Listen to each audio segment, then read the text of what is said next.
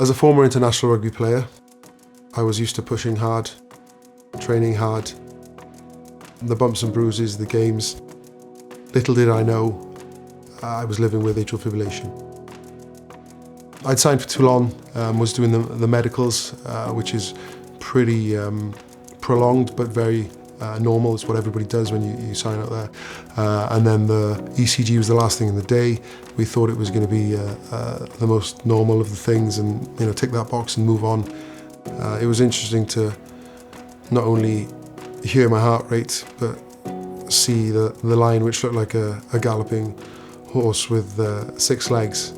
Fortunately, we did it because at the end of that day of medicals in France, I was diagnosed with atrial fibrillation, which is essentially an irregular heartbeat. There was an element of shock, but it's like anything you don't know a lot about. Try to find answers as quickly as you can. The internet is good for that. It's also very bad for that. On returning back to the UK, my wife had invested in a cardiomobile device, which is clinically validated. That's obviously important in this situation. I'm very fortunate my wife is from a sporting background.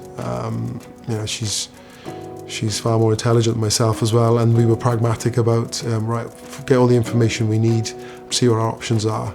So I was eager to use it really to confirm what the initial diagnosis was. I had a consultation with my cardiac consultant, and he actually recommended a cardiomobile device, which is somewhat ironic, and I had the ability to go, here's one I made earlier, and showed him the ECG reading, which obviously helped. And then as the days went on, I probably got a bit more comfortable with the diagnosis, realising there's more things I can do, and the ability to carry on normally was actually going to be the case.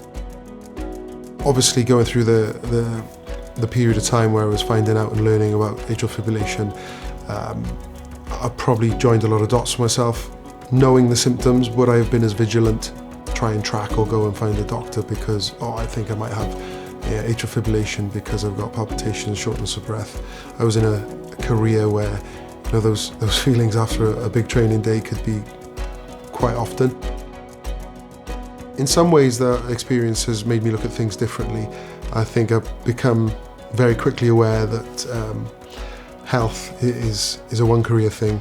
You've only got one shot at it. Longevity is across your lifespan, not just as a sportsman. It's more now important, if anything, as a father or husband. It's probably helped me in some ways to realise that and move on from the sporting world.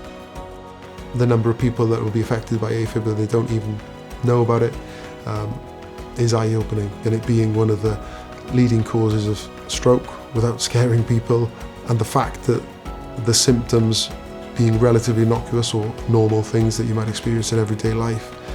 For instance, palpitations, dizziness, fatigue. You speak to most people and lots of people are tired, lots of people work hard. From a personal point of view, I want to share my story, talk about rhythm, talk about getting back into rhythm, and then carry on as normal. Early detection is crucial in formulating a plan and sort it out, because there's technology available that can help, and I think that's important.